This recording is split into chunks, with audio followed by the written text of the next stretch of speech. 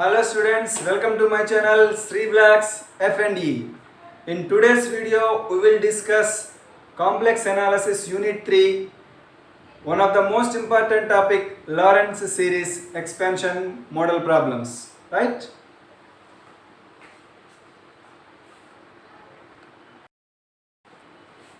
Right students, ఇప్పుడు మనం question start చేద్దాం.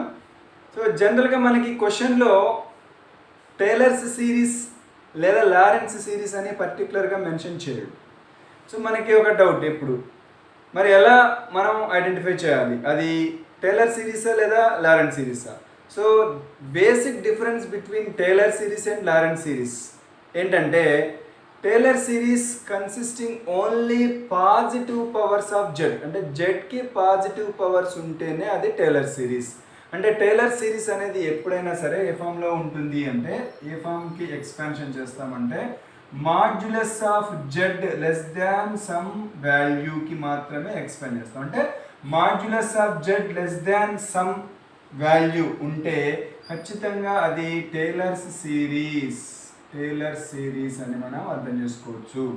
ఓకే, అలా కాకుండా లారెన్స్ సిరీస్ అయితే if the expansion consisting positive powers of Z as well as negative powers of Z and only negative powers of Z, ఇలా రెండు విధాలుగా ఉంటే అప్పుడు ఆ ఎక్స్పాన్షన్ అనేది మనం లారెన్స్ సిరీస్ ఎక్స్పాన్షన్లో ఉన్నట్టు. ఇది మనకు బేసిక్ డిఫరెన్స్. అంటే జనరల్గా లారెన్స్ సిరీస్ ఎక్స్పాన్షన్ ప్రాబ్లమ్స్ ఎలా ఉంటాయంటే, సో జెడ్ వాల్యూ అనేది మనకి టూ వాల్యూస్కి మధ్యలో అయినా ఉండొచ్చు. అంటే 1 లెస్ దాన్ జెడ్ లెస్ దాన్ say some another 2. Okay, so మనం అనుకోవచ్చు అంటే ఇక్కడ some value less than modulus of z less than some value. ఈ టైప్ ఆఫ్ ప్రాబ్లమ్స్ ఖచ్చితంగా, అంటే ఈ టైప్ ఆఫ్ రీజియన్ కనుక మనకి ఇచ్చినట్టయితే ఖచ్చితంగా మనం అది లారెన్స్ సిరీస్ అని అర్థం చేసుకోవచ్చు. And modulus of Z greater than some value ఇలా కనుక ఇచ్చిన అది ఖచ్చితంగా లారెన్స్ సిరీస్ ఎక్స్పాన్షన్ అని అర్థం చేసుకోవచ్చు. కాబట్టి క్వశ్చన్లో మనకి స్పెసిఫిక్గా టేలర్ సిరీస్ లారెన్స్ సిరీస్ అనేవి మెన్షన్ చేయడు. జనరల్గా ప్రాబ్లం ఇలా ఇస్తాడు, expand the function F of Z is equal to so and so when modulus of z less than some value and some value less than modulus of z less than some value and modulus of z greater than some value. ఈ విధంగా మనకి question ఇచ్చినప్పుడు ఇలా ఉంటేనేమో అది ఖచ్చితంగా మనకి positive powers of జెడ్కి ఎక్స్పాన్షన్గా మారుతుందండి. అంటే అది టేలర్స్ సిరీస్ ఎక్స్పాన్షన్ అని మనం అర్థం చేసుకోవాలి. Some value less than modulus of z less than some value అనే విధంగా రీజన్ ఇస్తే అది ఖచ్చితంగా positive powers of Z as well as negative powers of Z రెండు కలిగి ఉంటుంది. సో అది లారెన్స్ సిరీస్ అని మనం అర్థం చేసుకోవాలి. Modulus of Z greater than some value అంటే అది ఖచ్చితంగా నెగిటివ్ పవర్స్ ఆఫ్ జెడ్గా మారుతుంది. సో అది కూడా లారెన్స్ సిరీస్ అని మనం అర్థం చేసుకోవాలి. ఓకేనా, ఇది బేసిక్ డిఫరెన్స్. నౌ ఈ మూడు రీజియన్స్లో ఇప్పుడు మనం ఒక ప్రాబ్లం డిస్కస్ చేద్దాం, ఎలా అనేది ఇప్పుడు చూద్దాం. Okay,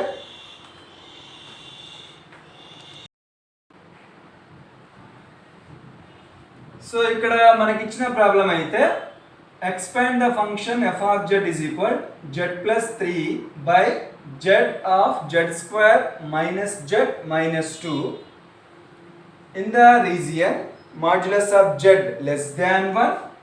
first region given as modulus of z less than 1, second region given as 1 less than modulus of z less than 2 and third region given as modulus of z greater than 2.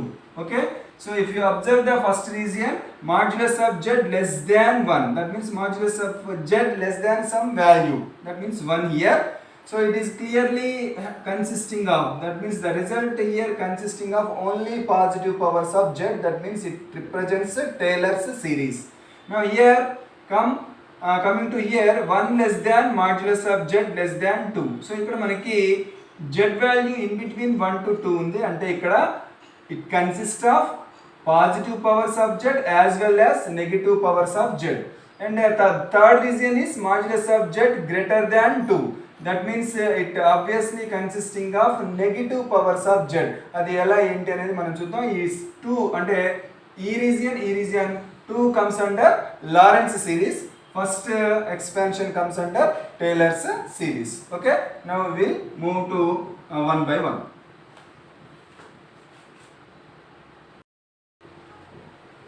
So right students, to expand the function, the step number 1 is, so what is given function here, f of z equal to z plus 3 by z of z square minus z minus 2. Whenever the denominator consisting of quadratic factor and one linear factor, then we have to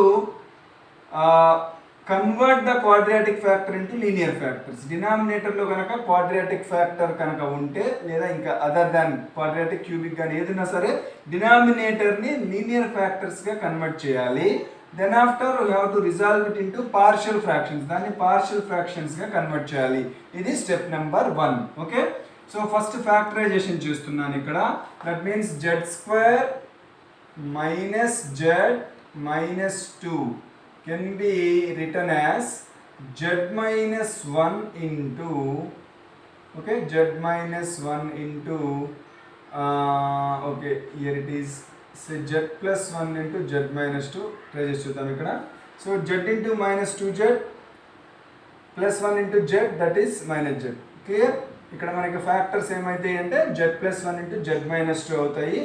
so ఇప్పుడు మీరు దీన్ని multiply చేశారనుకోండి, z into z z square, z into minus 2z minus 2z, 1 into z z, so minus 2z plus z minus z plus 1 into minus 2 minus 2. క్లియరా?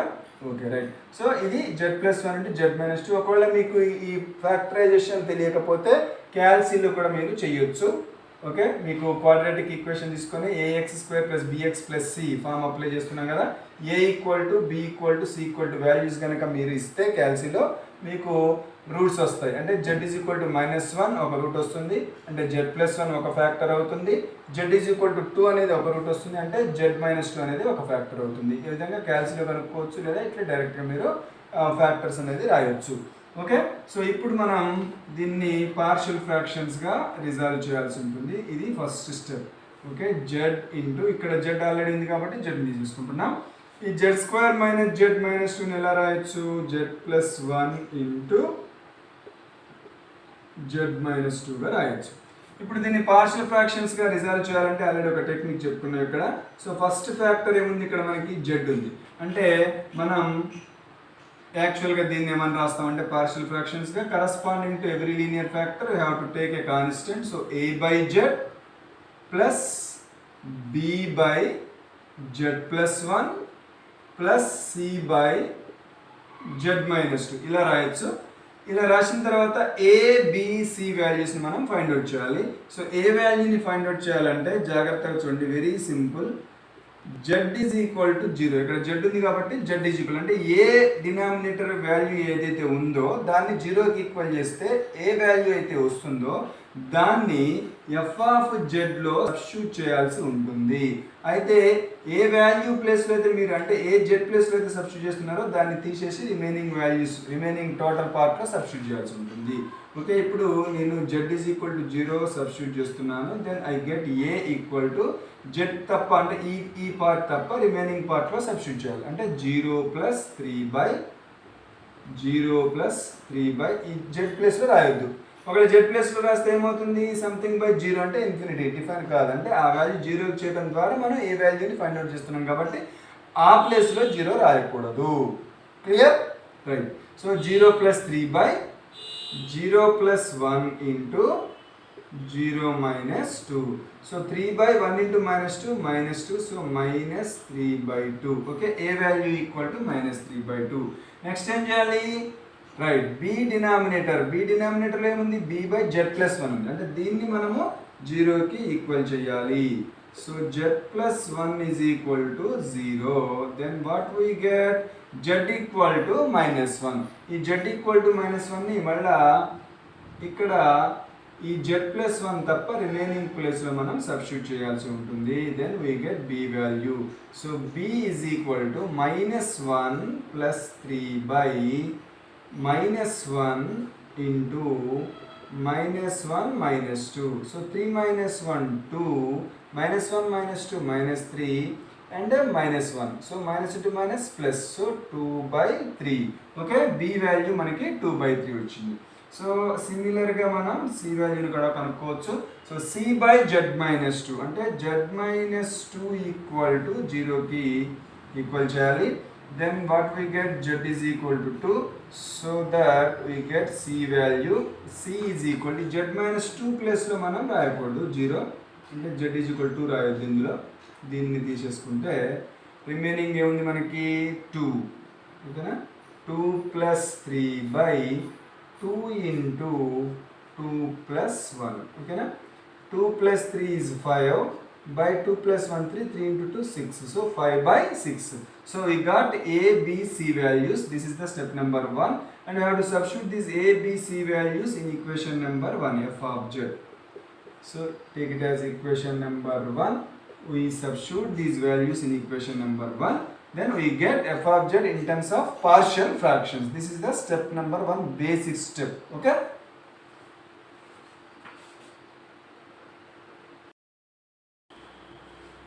ఇక్కడ మనకి problem అనేది 3 రీజియన్స్గా ఇచ్చాడు. First region ఏంటి, modulus of z less than 1.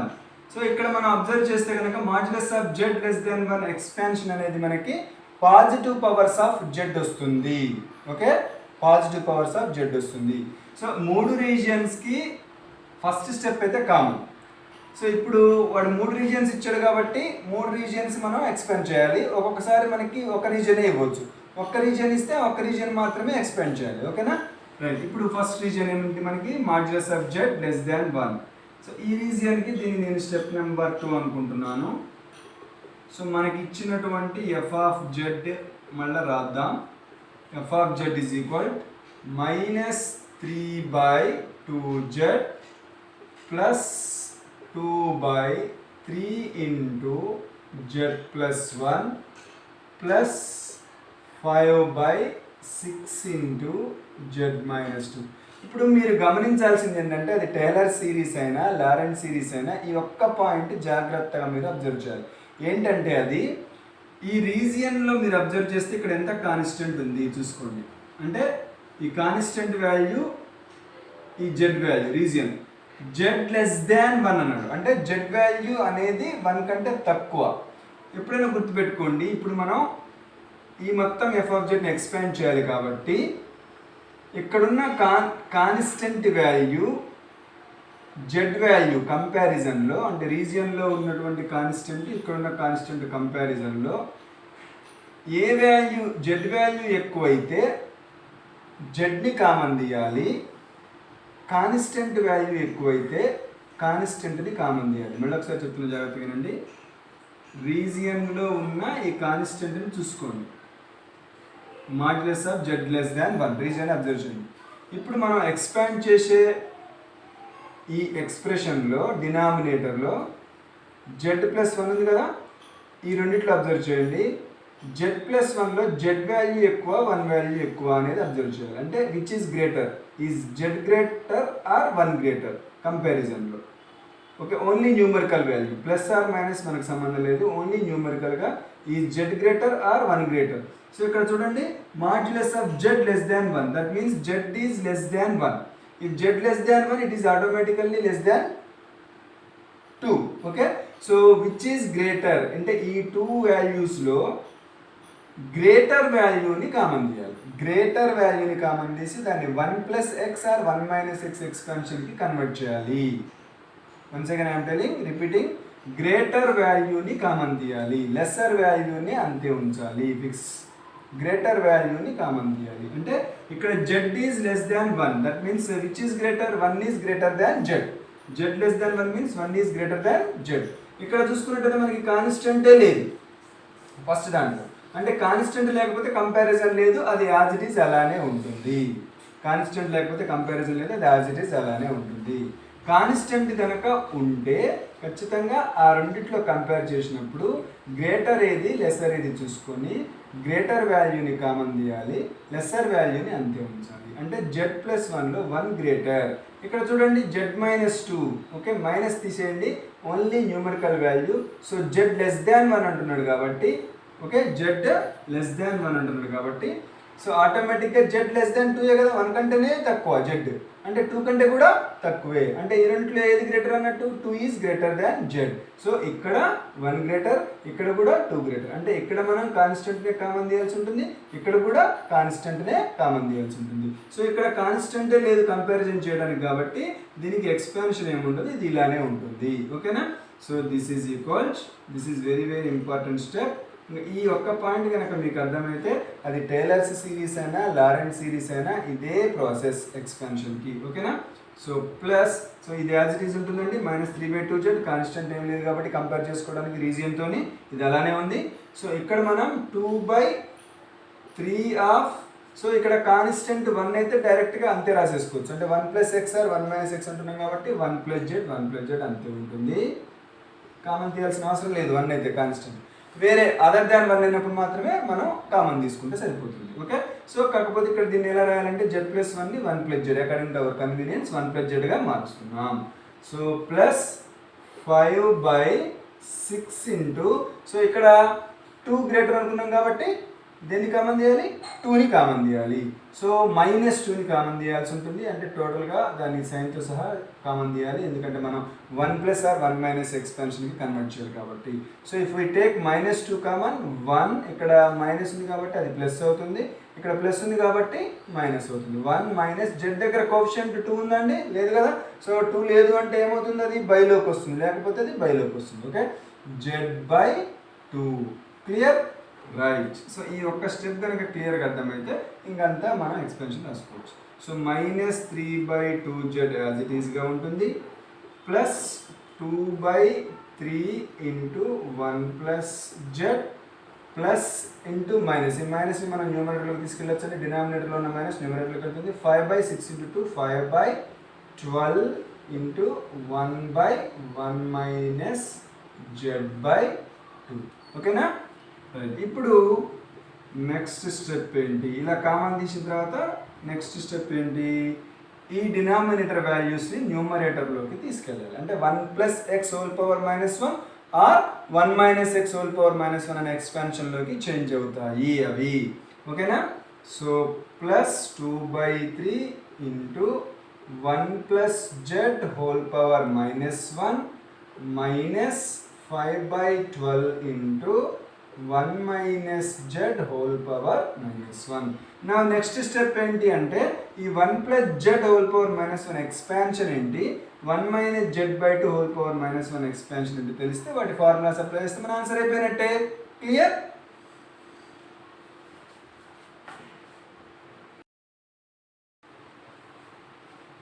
So ఇక్కడ చూడండి, మనకి 2 formulas బాగా ఉపయోగపడతాయి ఎక్స్పాన్షన్ ఆఫ్ సిరీసెస్కి సంబంధించి. 1 + x హోల్ పవర్ -1 ఎక్స్పాన్షన్ వచ్చేసి మనకి ఈజీ అండి, చాలా ఈజీ గుర్తుపెట్టుకోవటం. ప్లస్ మైనస్ అంటే పవర్స్ ఖచ్చితంగా -1 ఉంటుంది. ఇక్కడ ఇంటర్నల్ ఫంక్షన్ 1 + అయినా ఉండొచ్చు లేదా 1 - అయినా ఉండొచ్చు. సో 1 + కనుక ఉంటే అంటే ప్లస్ కాబట్టి ఆల్టర్నేట్ సైన్స్ వస్తాయి. అంటే ఫస్ట్ టర్మ్ 1తో స్టార్ట్ అవుతుంది, ఇక 1 minus plus minus plus minus plus అలా వస్తుంటాయి. సో చూడండి 1 - x ప్లస్ x² అంటే x పవర్స్ ఇంక్రీజింగ్ ఆర్డర్లో ఉంటాయి. 1 అంటే మనం ఏం రాసుకోవచ్చు, x⁻0. ఓకే? ఇక్కడ కూడా x పవర్ ఉన్నట్టే కానీ x⁻0 అని అర్థం. ఓకే? అంటే x⁻0 నుంచి స్టార్ట్ అవుతుంది అని అర్థం. Anything to the power of 0 అంటే 1 కాబట్టి మనం 1 అంటున్నాం దీన్ని. ఓకే?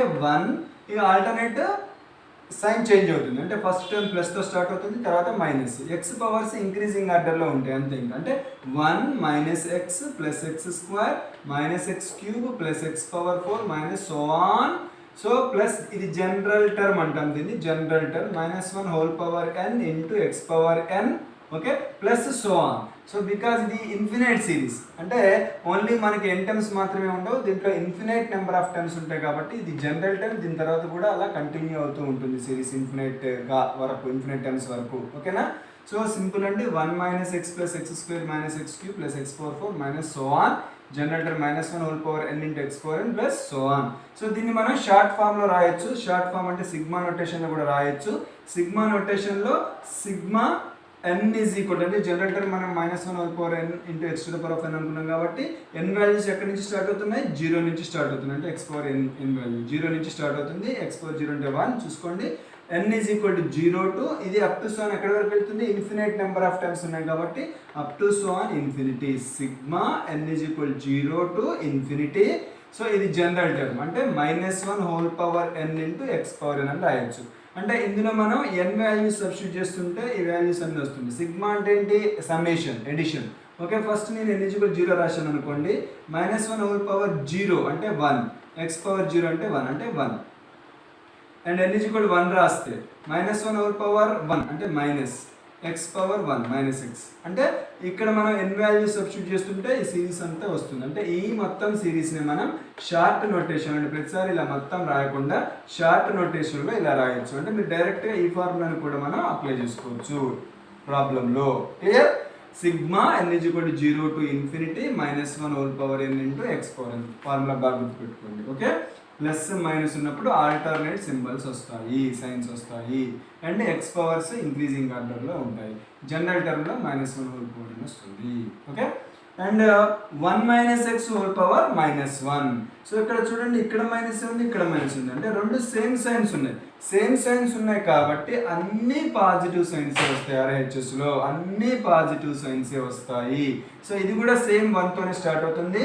అన్ని పాజిటివ్ సైన్సే సేమ్ ఎక్స్ పవర్ ఇంక్రీజింగ్ ఆర్డర్లో ఉంటాయి.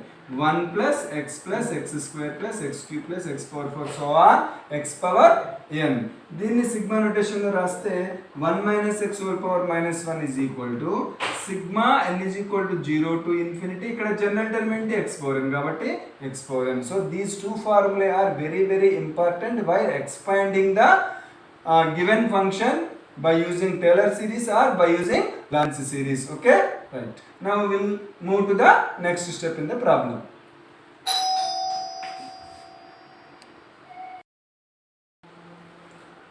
So coming to the step number 3. The step number 3 అనుకోవచ్చు. f of z is equal to, so మనకి ప్రీవియస్ స్టెప్ లో వచ్చినటువంటి టర్మ్స్ ఏంటి, -3/2z plus 2/3 into z plus 1 whole power -1. అంటే దీన్ని 1 ప్లస్ జెడ్ అని రాశాం కదా, మార్చుకున్నాం, కామన్ తీస్తే 1 plus Z whole power -1 minus 5/12 into 1 minus z/2 whole power -1.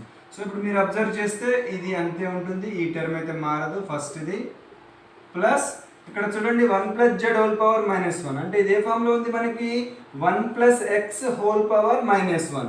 So already we know what is the expansion of 1 plus x whole power -1, right? We can write it in sigma notation, short form. So sigma n is equal 0 to infinity. గుర్తుపెట్టుకోండి, plus minus ఉంటే ఖచ్చితంగా -1 whole power n వస్తుంది.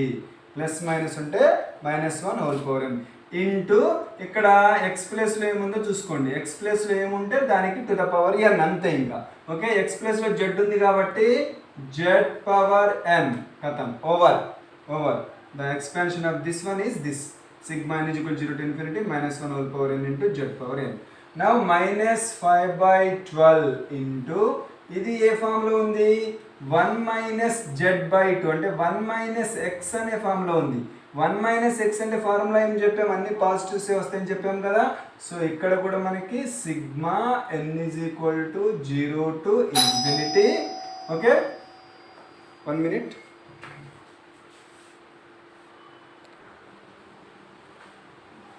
Right, so ఇక్కడ మనకి 1 minus z/2 ఉంది కాబట్టి 1 minus x whole to the power of -1 expansion అవుతుంది. So 1 minus x whole power -1 expansion తెలుసు కదా మనకి. ఎక్స్ ప్లస్ అవుతుంది, ఇక్కడ z/2 ఉంది కాబట్టి so z/2 whole to the power n. Clear? Right. So with this problem is over. As simple as this. ఇంకా 2 regions ఉన్నాయి మనకి, ఆ 2 రీజియన్స్ కూడా చెప్పుకుందాం.